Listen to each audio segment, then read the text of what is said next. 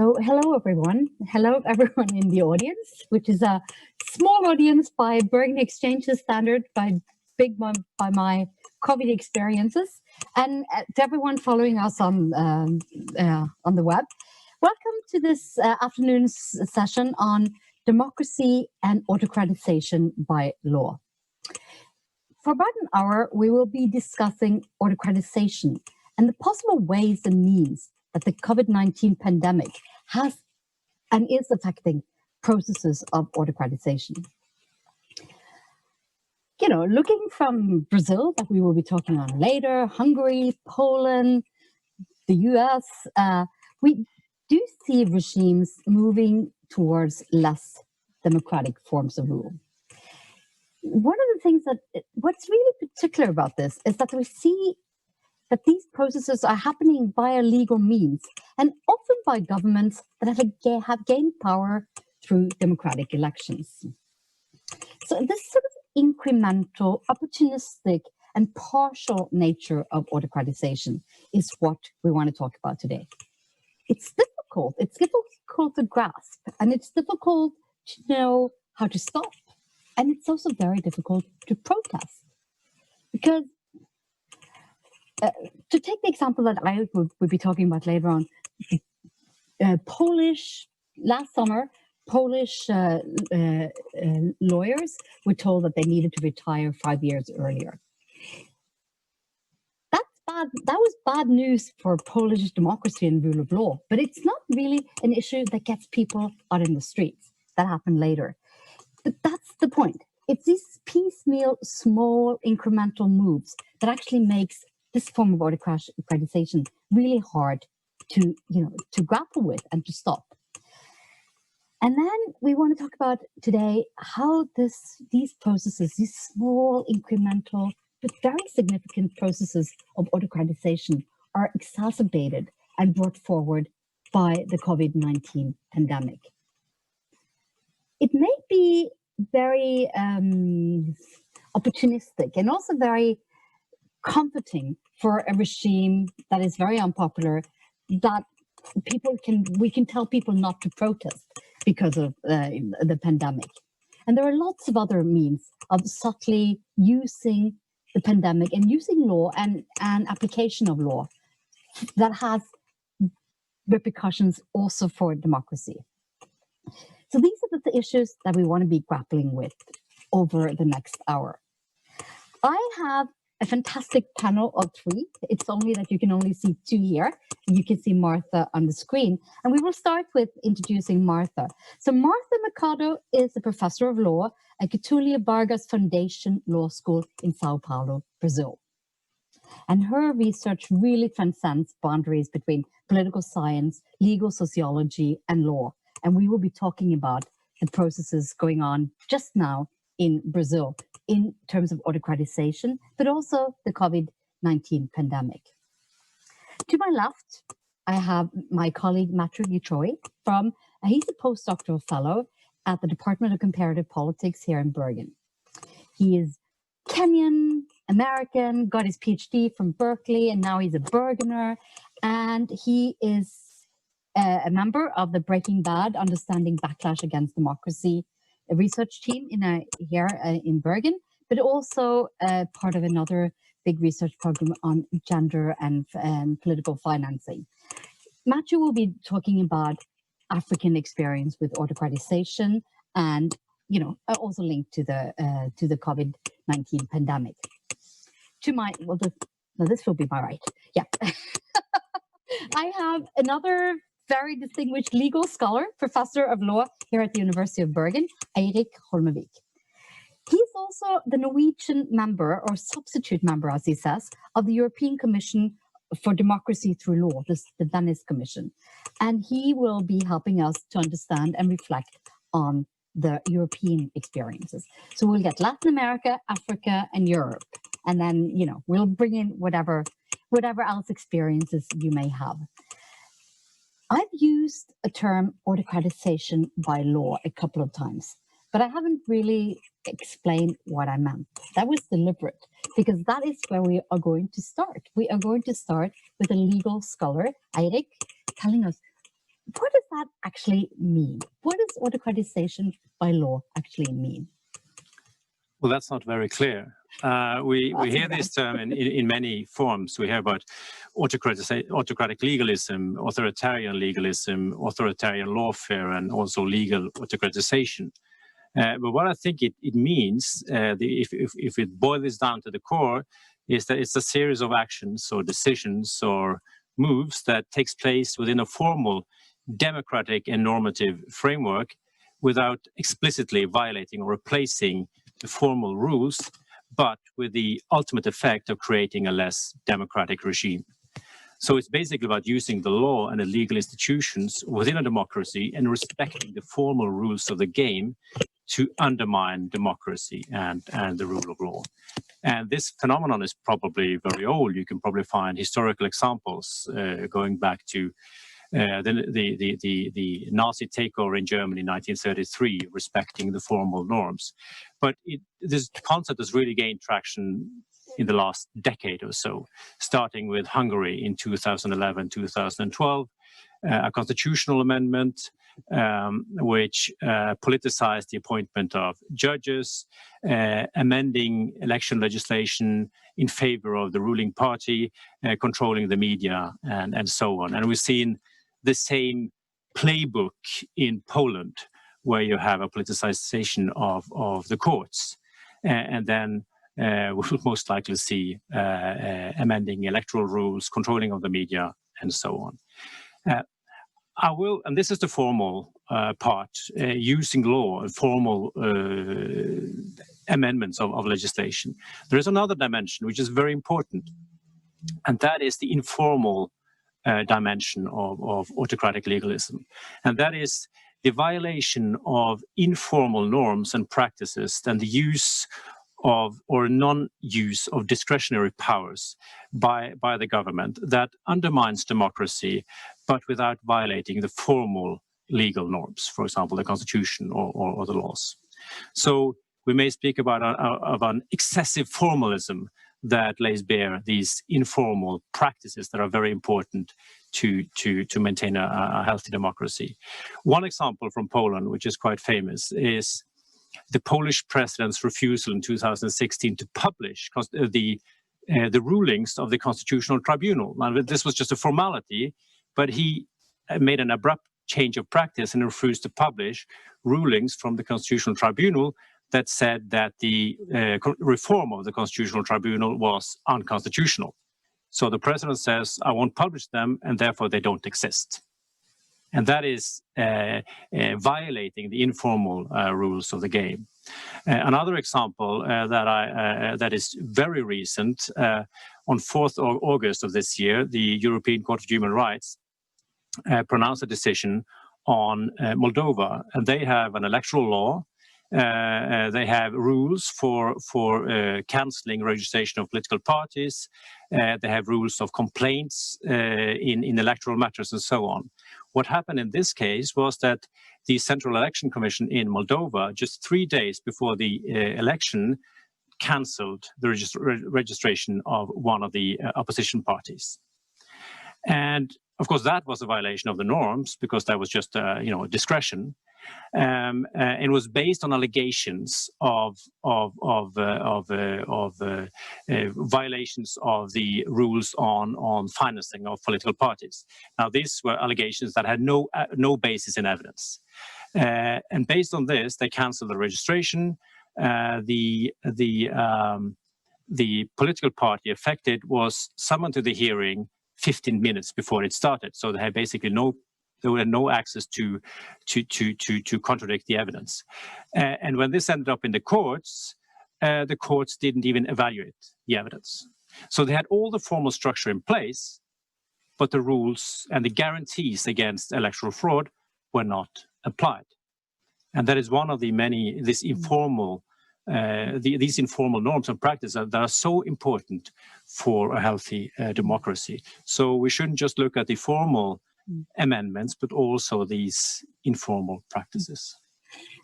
Thank you so much, Ari. And I think this is so important because as political scientists, now we always talk about the links between the formal and the informal. And what is lovely is to hear a lawyer talk about this, because I thought lawyers were the ones who were always on the formalities and the law. So this is groundbreaking to me.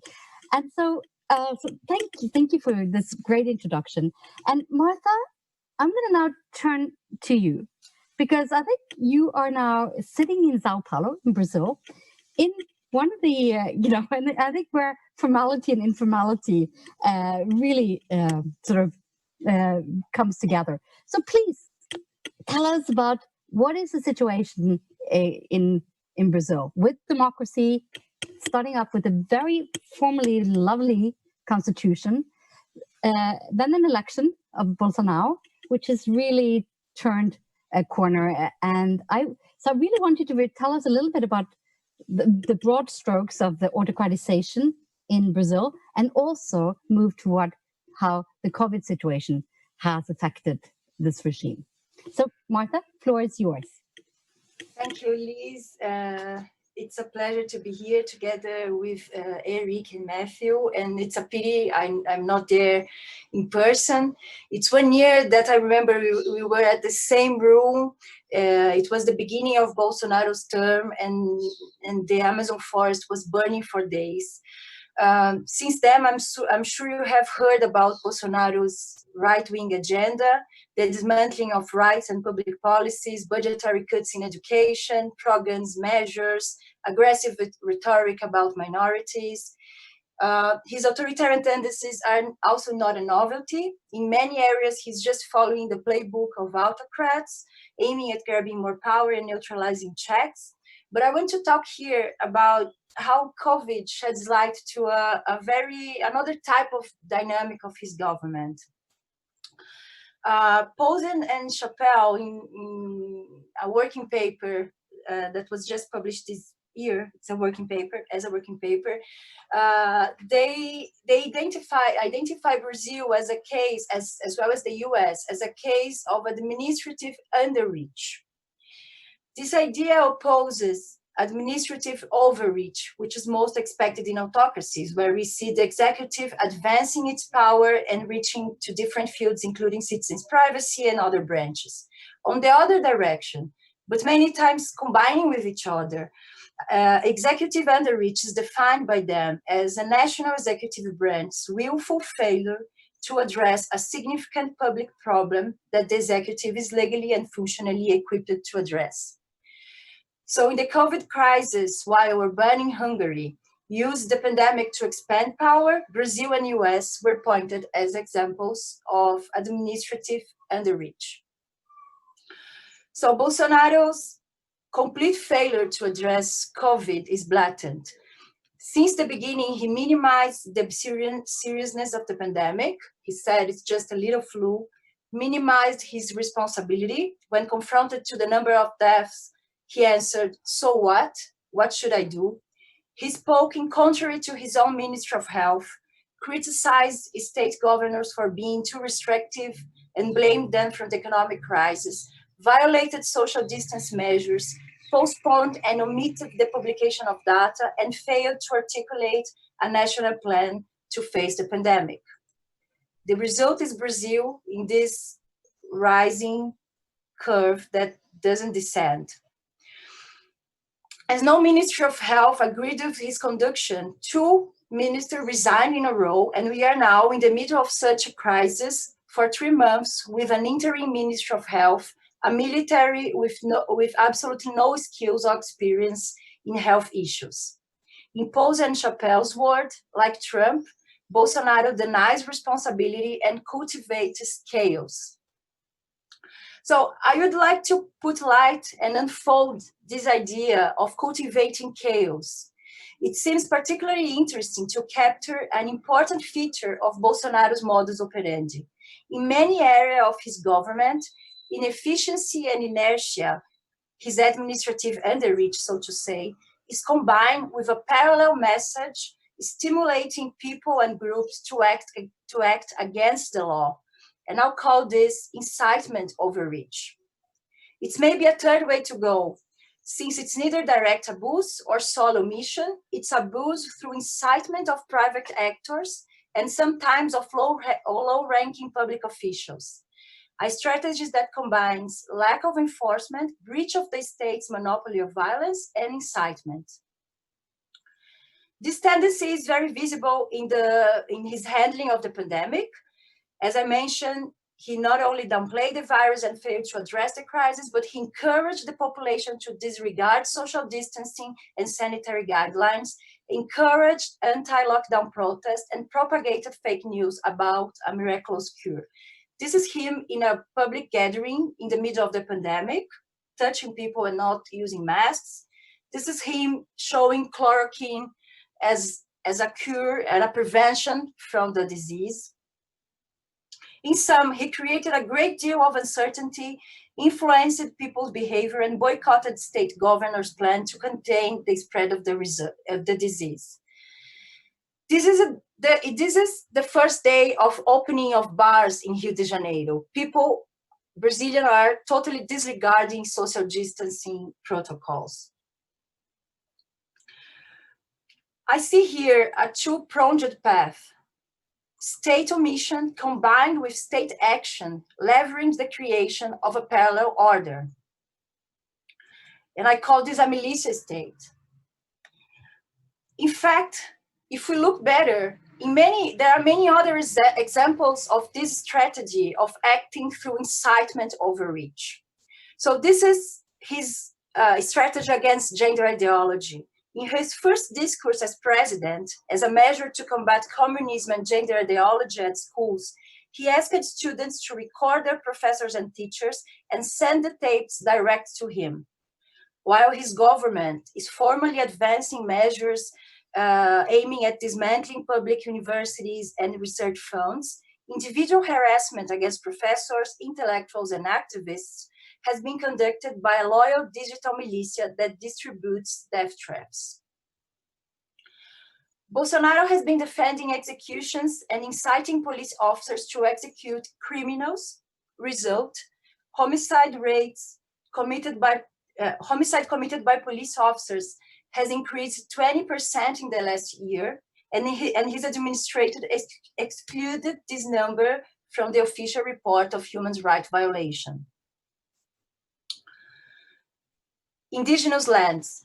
Since his election campaign, Bolsonaro has been criticizing the extent of the demarcation of indigenous land, making clear his objective that these lands should be economically exploited by agribusiness, loggers, and mining companies. You might remember his opening discourse in the United Nations General Assembly when he said he would not demarcate even 1 inch more of indigenous land. The Indigenous Missionary Council, CIMI, just announced that the number of indigenous areas invaded in Brazil doubled under his administration. The same thing is happening with deforestation.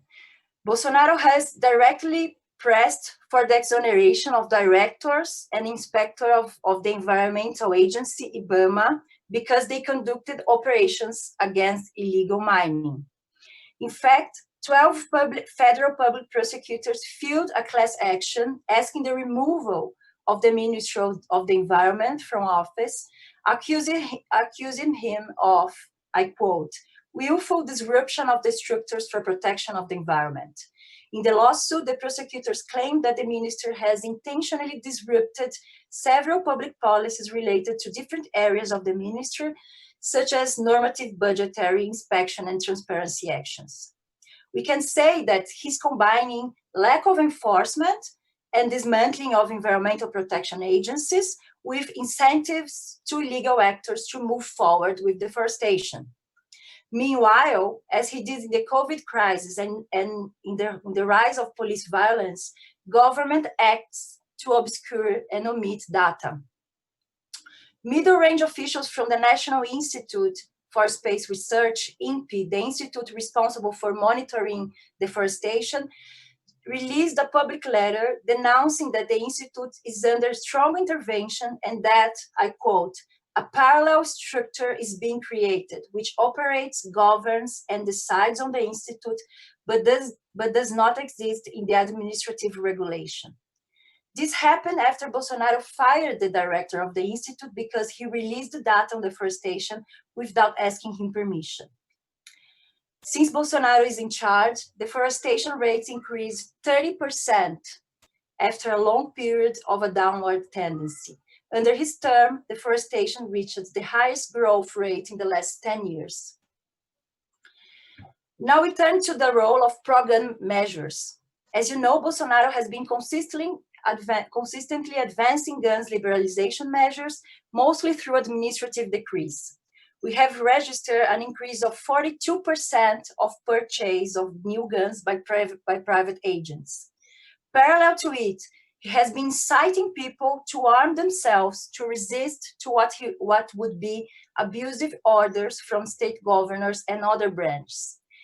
In a recently released video of a meeting between the president and his minister, he was very clear in his will to arm the population to act in defense of his political project. That is not already happening. Bolsonaro and members of his government have been consistently inciting people against the other branches. Bolsonaro was personally present in rallies against the Supreme Court. His son and his Minister of Education have expressly defended the court to be shut down and the justice to be in prison. So following this, far-right protesters rallied in front of the Supreme Court, as you see in the picture, mimicking the Ku Klux Klan. The same group has thrown fireworks towards the court building, simulating a bomb attack. The public prosecutor's office fully characterized this group as an armed militia group. Bolsonaro's Minister of Education visited the group personally, and connections between congressmen linked to Bolsonaro and the group were uncovered. Recent investigation also uncovered a scheme for dismantling fake news and stimulating threats and attacks against other branches and individual persons. Investigation shows the participation of public servants linked to the president in this group. They would be coordinating these attacks from what has been informally nicknamed Bolsonaro's hate cabinet. So, what I would like to stress here is this element in the characterization of Bolsonaro's underreach. The total failure of the state to address all serious public problems, COVID, deforestation, indigenous population at risk, police violence, comes together with the use of the state to create and protect an informal parallel structure that advances his interests outside the rule of law. Administrative overreach comes together with the creation of a militia state. So, just to finish, here's a photo of Bolsonaro with a member of the militia accused of murdering activist and Congresswoman Marielle Franco. There are many link points between Bolsonaro and his family with some militia groups in Rio de Janeiro. I want to just raise this because any similarity between the militia and his government modus operandi may not be a coincidence. Just a last word.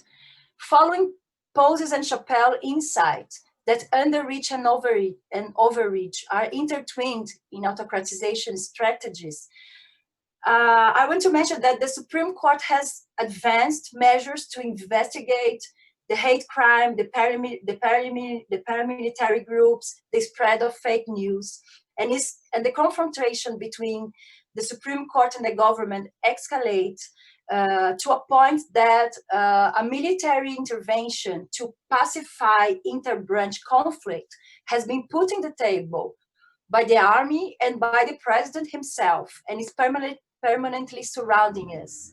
So it was this picture I want to bring, and I think it has a lot to do with what Eric said about the relation between formal and informal practices. And I think I really want to shed light to this informal way of acting, of creating chaos. Thank you. This was an incredibly fresh and up-to-date and very, depressing account, but also very, I think, very, very accurate, and it really built very well from what Eric was saying. So while now I'm turning now to Matthew to have a perspective from Africa, I'm going to let you like kind of a question linger behind for you, Martha, when you come back. You know, if there is any glimmer of hope, if I can use a term that Malcolm used, where do you maybe see some potential for a kind of a pushback in Brazil? So we'll get back to that. But so Matthew, so far, so good in a sense for sub-Saharan Africa. In the sense, Africa has slightly less hit by the pandemic, at least for what we know from now. But the question is it because we don't know, or is it because, you know, the continent so far for once have been exceptionally lucky? We have a president, Magufuli, in Tanzania, who has a very good way of dealing with this. He says, well, you know, we don't have the pandemic in Tanzania because we are the people of God and God protects us. Now, that's could be useful, but when that is combined with suppression of information, it becomes a little bit more difficult. So that's one scenario. But Matthew, give us a bigger picture. Oof, bigger pictures. Or the smaller. Okay, we'll go for the smaller picture. Thanks to Breaking Bad and Bergen Exchanges for having me here. I think this discussion is one that is quite important and quite timely, right? Because with all the examples that we're getting from Poland or Belarus going on right now and various parts of Africa, it's quite stunning what's happening, right? In terms of COVID and autocratization, I think it's important that we emphasize that these are processes that have been going on prior to COVID happening, right? The opportunity to use emergency laws and public orders acts have just exacerbated the repression or sidelining of civil society and the opposition, right? So what I'll do is I'll just sort of give us the bigger overview of what's been happening more generally prior to, and then later in the discussion we can get into sort of COVID, especially with Magufuli, for instance, who has used his role as a party leader to purge, right, people who are not his allies and put his cronies and friends into positions of power, right? So first is a question of the formal dimension of autocratization, and African leaders have been quite adept at using the resources of the state to help dismantle any coordination that civil society and opposition are able to have, right? So you can use patronage, right, to give them into ministries, and that has helped the process along quite a bit. And also their position, as I just said, as party leaders, right? So if you are having problems with the Speaker of the House or your deputy president, you can just fire them and then have somebody else come in, right? And I think that does help quite a bit. But in order for these autocratization processes to actually stick, a lot of African leaders need legislative majorities, because without a legislative majority and parliament, the legitimacy is immediately lost. But now you can say, well, parliament is on my side, right? But what is it that parliament actually does when they are helping the executive actually maintain this autocratic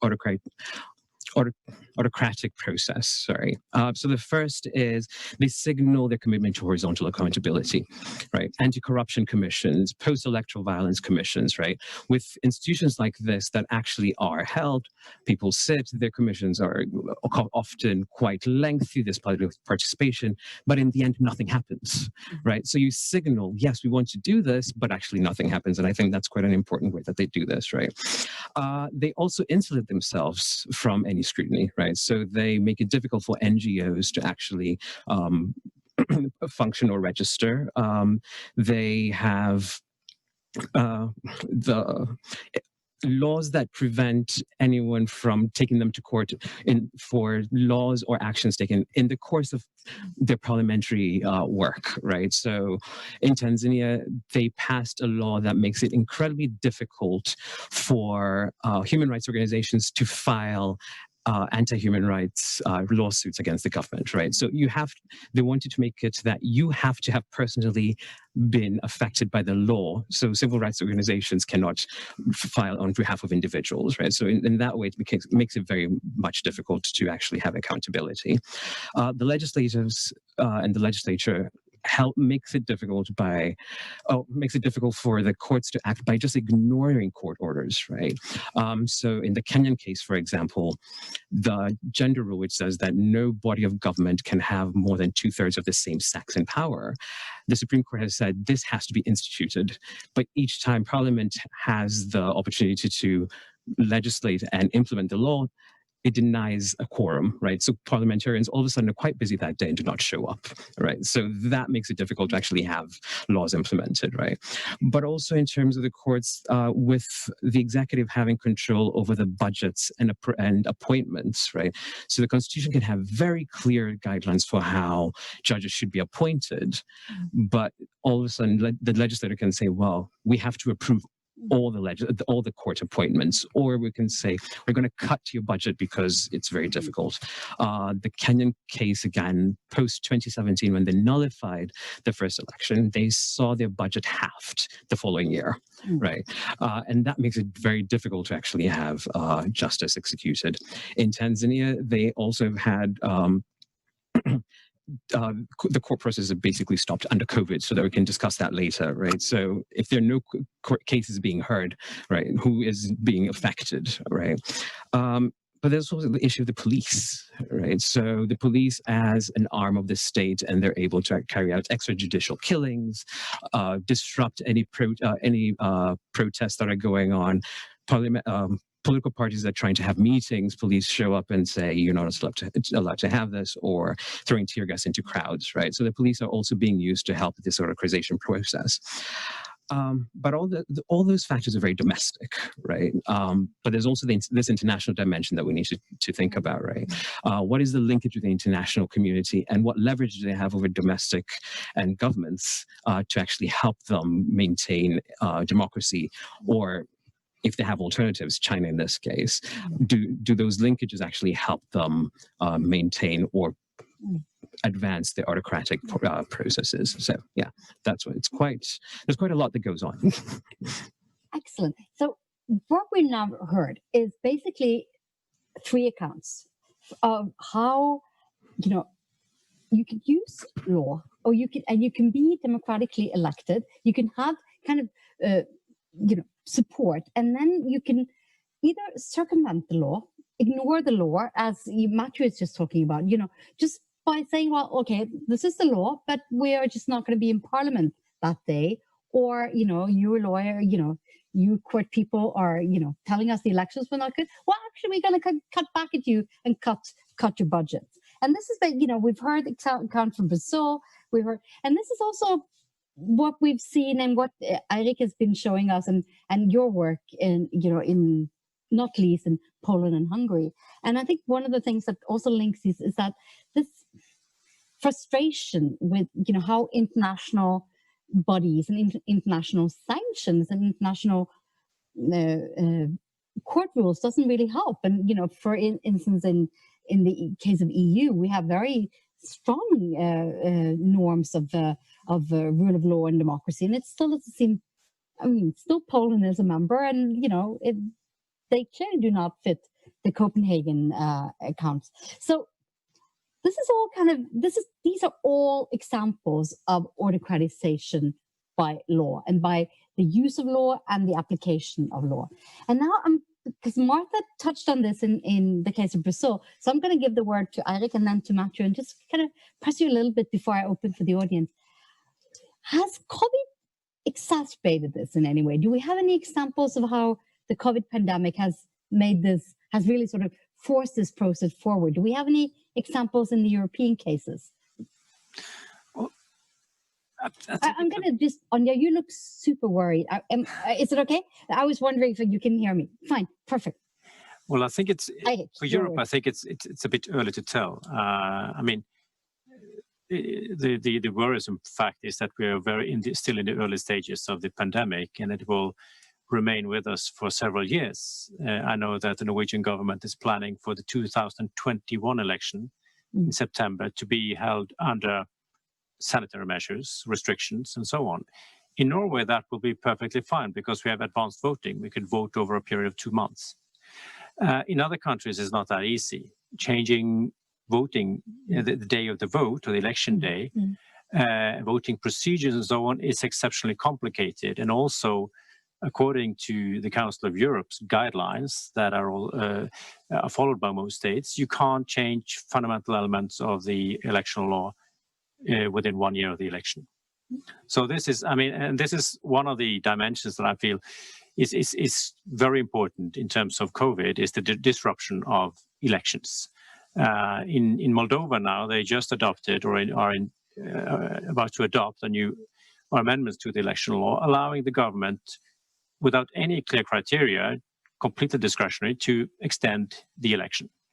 But for what purpose? Of course, that's the big question. Can they use these powers for non-COVID-19 related incidents? Of course they can.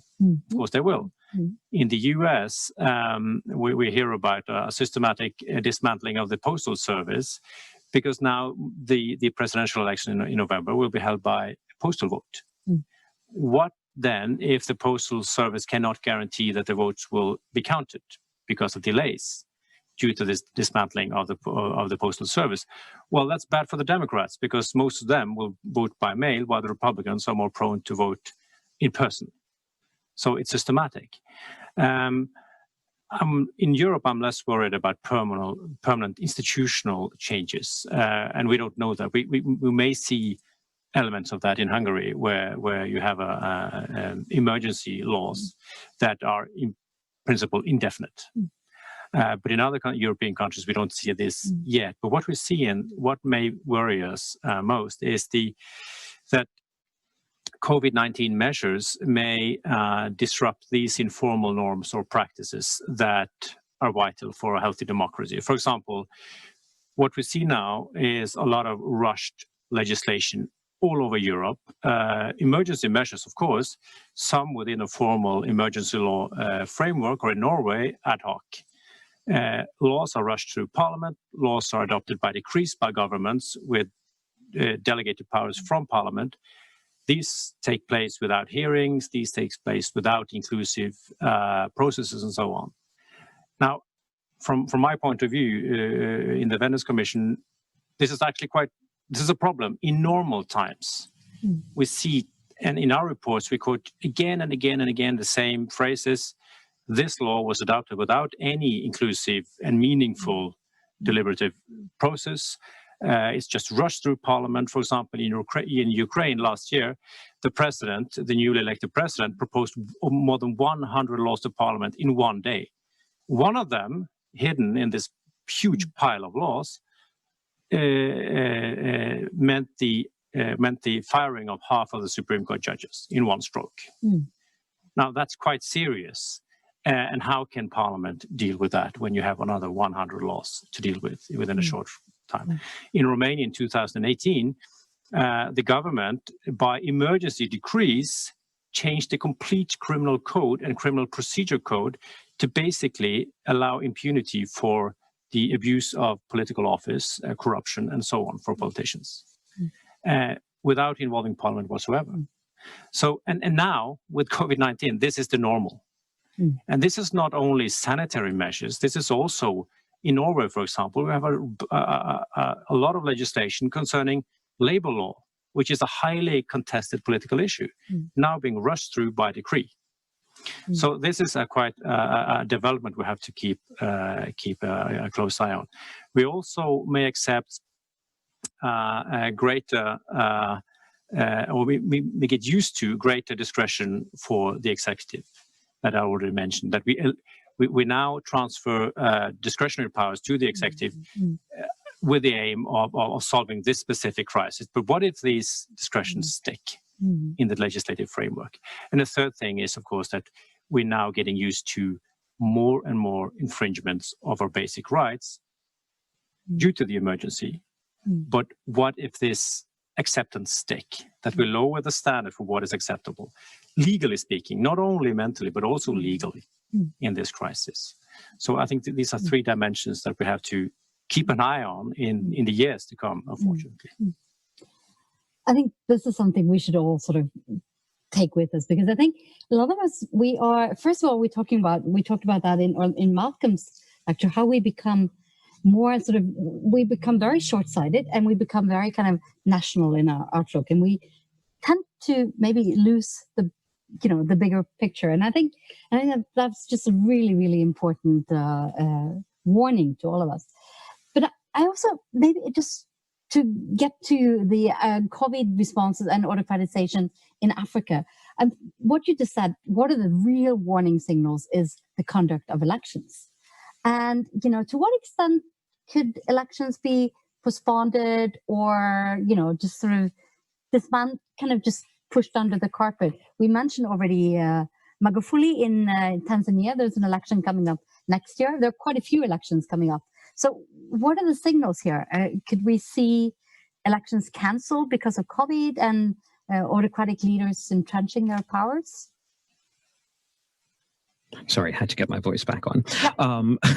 It's always a good. It's always a good thing. So in terms of whether we could see, we are actually seeing it, right? Yeah. So a lot of legislative by-election, local elections across the continent have already been postponed. And most of them have been postponed indefinitely, right? So in terms of people actually being able to go out and practice their democratic right to vote, that's already under large question. How that's going to affect the national elections for the executive, that's yet to be seen, because I think a lot of these elections are going to be in 2021 and beyond, right? But for the smaller ones, they've already started. Beyond election, as you mentioned earlier, there's a question of information and people actually having access to information, right? So what we're seeing a lot of is that the curfews are being used, curfew laws are being used quite extensively. And that has also been accompanied with even further increased use of the police for extrajudicial abductions, torture, sexual violence against women who are caught, who happen to be a press curfew. And this is just to keep people in control.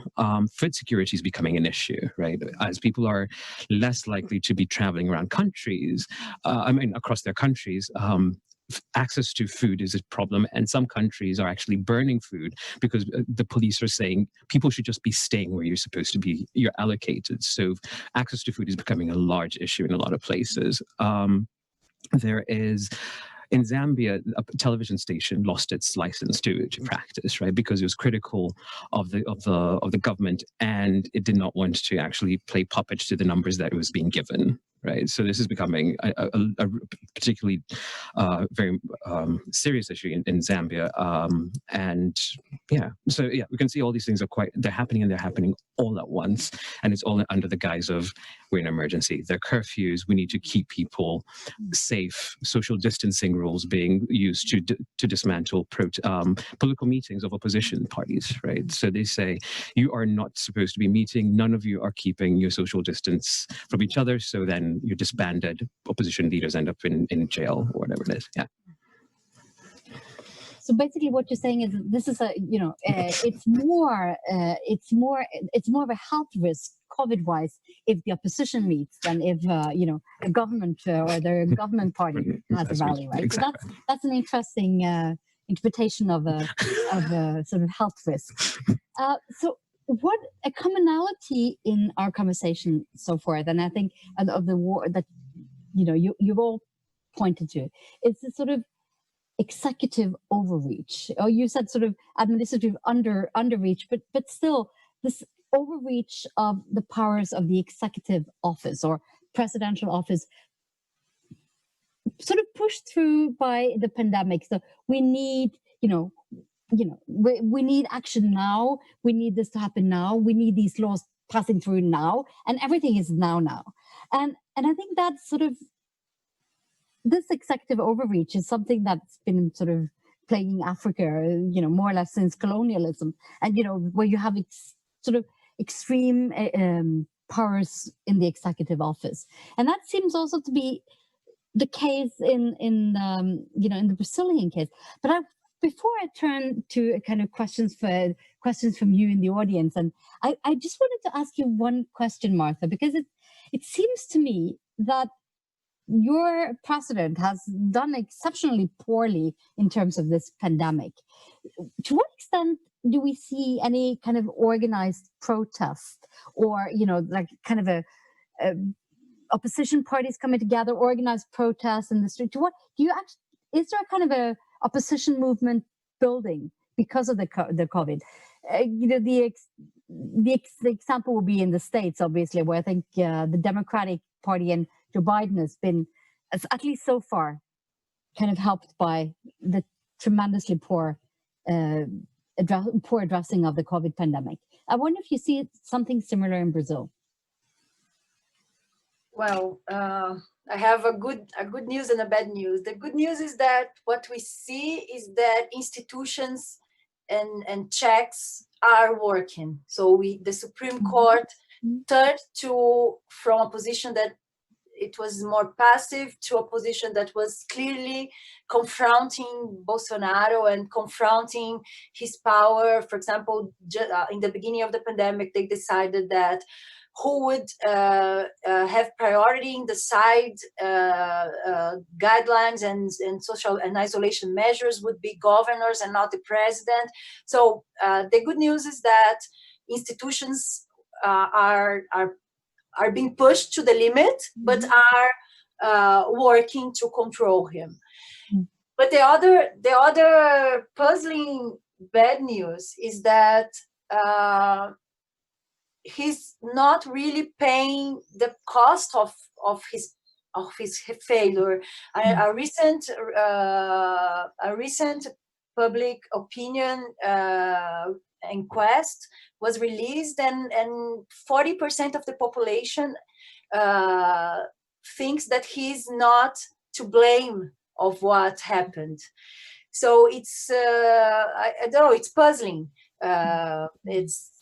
We have a strong. It's puzzling why he's not being immediately made responsible by public opinion. He has been losing support consistently,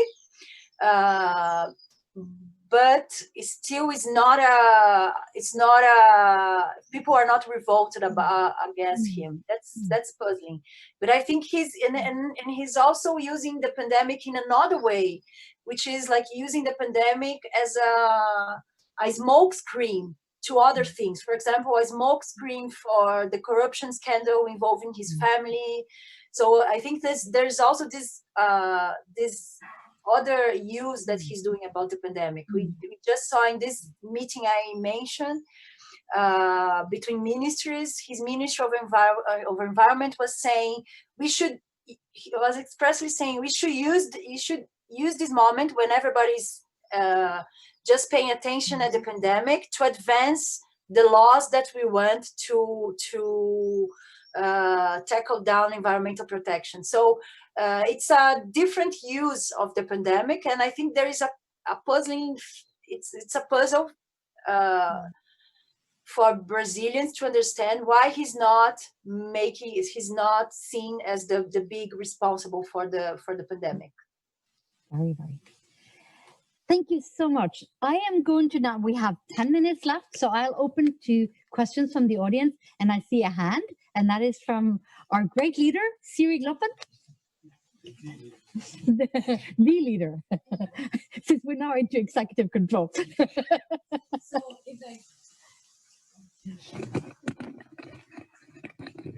So I guess I have, this was great and super, super interesting.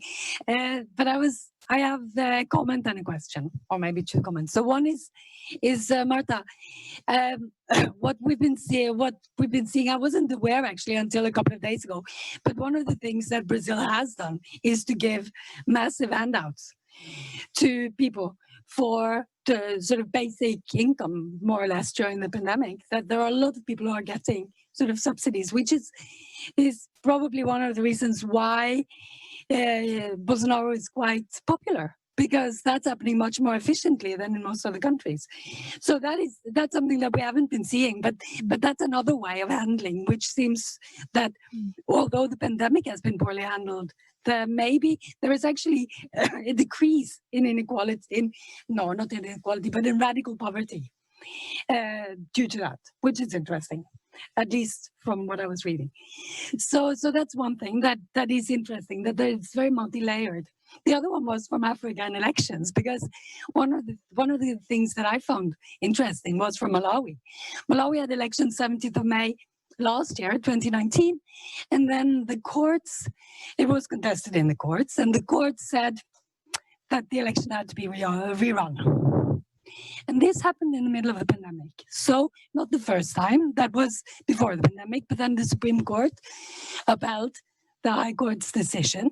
And the president, of course, wanted to not have the election during the pandemic, but was forced to have the election on 23rd of June, in the middle of the pandemic, which will end. He lost and he had to leave office. And that is quite interesting, actually. So it's not, in a way that's surprising everywhere. And maybe particularly, I mean, from what we were talking about, or what you were talking about, particularly surprising in an African context, with the history of very strong executives and not very strong institutions. So I just wanted to put it there as a, maybe not the glimmer of hope, but maybe as well, that there are, so the picture is very diverse, and that is actually very interesting and radical in a context like we have now. Thank you very much. So we have one more question, and then it's Lisa Marie, and then I thought we will do fine, and then each and every one of you will have a couple of minutes to respond. So Lisa, you got a microphone there, you are. Thank you. I'm curious to hear your thoughts about a topic that's sort of been in between the lines, maybe. But I'm wondering, so if you can see some like positive some positive contributions or more negative, I don't know, when it comes to how this pandemic is affecting people's trust in politicians. So we're talking about today like discretionary powers and how politicians are using them, formal and informal use, and how people are enacting laws. I know, of course, this is highly effective. I mean, we are in some ways sort of demanding politicians to take urgent actions, and this is what we want to see them doing. But at the same time, we have to be cautious about the laws that they are actually making. I know, for instance, where I've been like mostly in contact with my friends and colleagues in Ghana, it's very diverse, or like it's very divided how people are seeing, or how politicians are rising to the occasion as well. So people are actually responding to this sort of urgency, taking action, and we are drafting laws at a rapid rate. And I'm also wondering about this role of public trust in politicians as well, because it sort of seems that we are trust. In many ways, we see that democracies and autocracies alike are sort of acting in the same ways, but of course we tend to condemn countries that we see as more autocratic in a different way than we do with democracies. And obviously this has to do with our trust that they will, appeal or like, repeal these laws when we are finished using them. Sort of. So it's to me, it's speaking very much to the trust that or the faith that we keep to politicians for them to do the right thing in the end. I'm just curious to hear your thoughts on the different continents and thank you.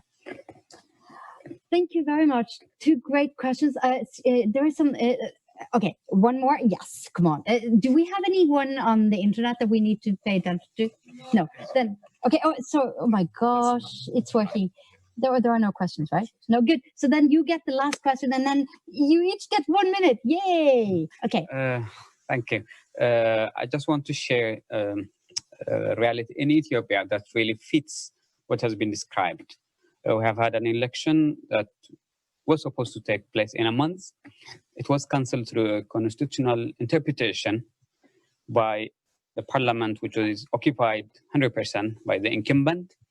Supposed to take in 9 to 12 months after the epidemic stops, which we never know when will happen. And then lots of violences, lots of opposition takes place, killings. But an important aspect that does not really come out in the media is that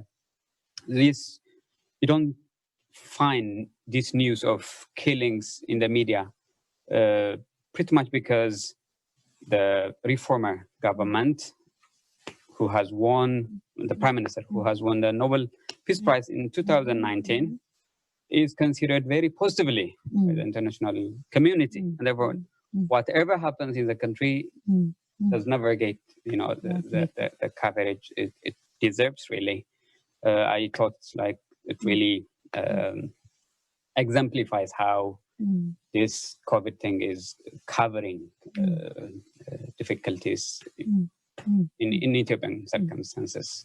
Thank you. That's an excellent point. Actually, so I'm going to do just to kind of speak. So we have about a minute. So Martha, do you want to respond to the serious question, and then we do Matthew and Eirik. You get to tackle the trust issue. Martha.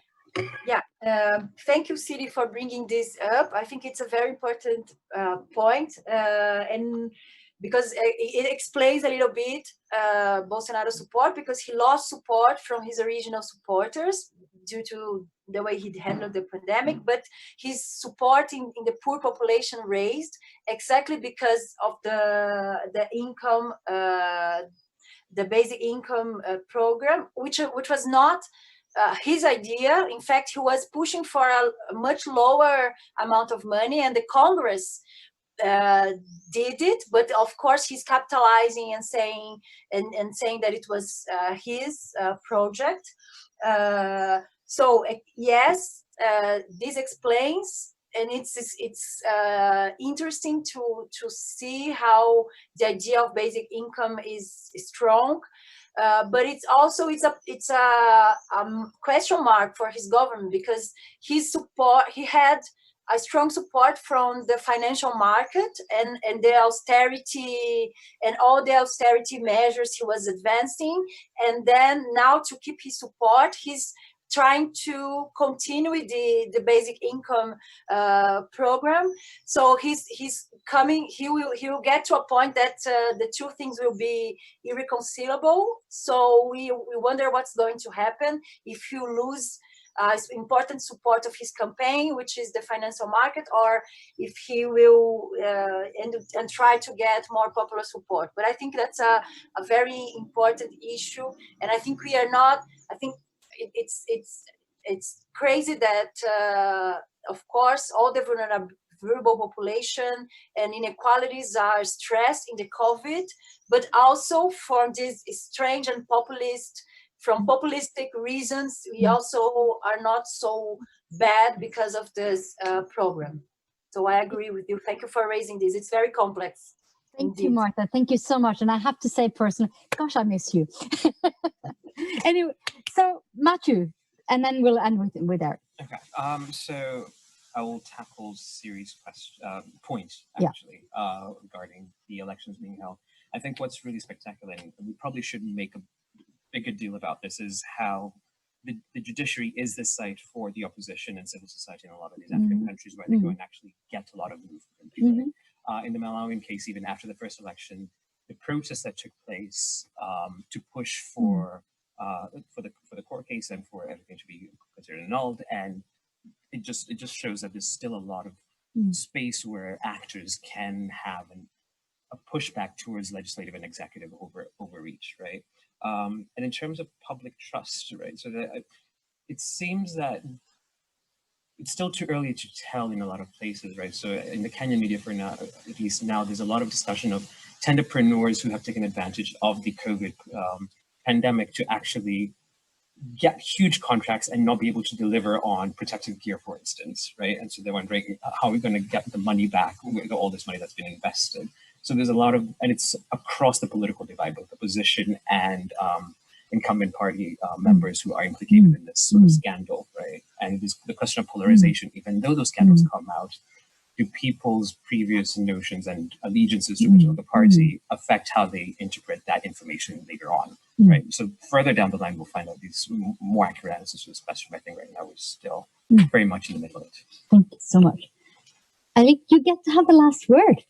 Yeah, I got That's not very often, is it? No, it never happens. And I got the trust question, and I have no idea. I'm just a simple lawyer, and lawyers just assume that you can't trust politicians, and that's why you make these legal frameworks and constitutional frameworks to rein them in. But I just want to, the last word, just want to mention an interesting distinction, at least in Norway. So in Norway, we had the big decision on March 12 that shut down the country, shut down the schools and all businesses having direct contact with clients. So this is a huge decision which triggered a lot of other decisions, imposing even more restrictions on how we live, and with a huge impact on the economy, of course, in Norway, like in any country. This decision in Norway was not taken by politicians. It was taken by unaccountable bureaucrats in a semi-independent agency. The government had nothing to do with that decision, legally speaking. And the law is constructed in that way in Norway. So in Norway, the problem is not that we had politicians involved and you can't, and whether there are trust issues in them. The problem is that this decision, this monumental decision, the biggest executive decision taken in Norway in decades, was taken by unaccountable bureaucrats and not by accountable politicians.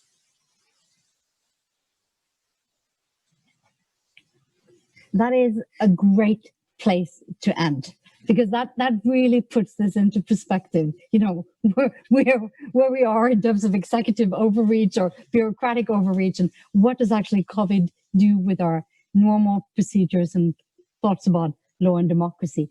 So that was a great ending. I really want to thank you all for being here. Whoever is out there somewhere, thank you too. Martha, thank you for being part of us, and we will be thinking about you and all our other friends who should have been here tonight. And thanks to my great panelists, and thanks to Siri and Bergen Exchanges for letting us start the program. Thank you so much.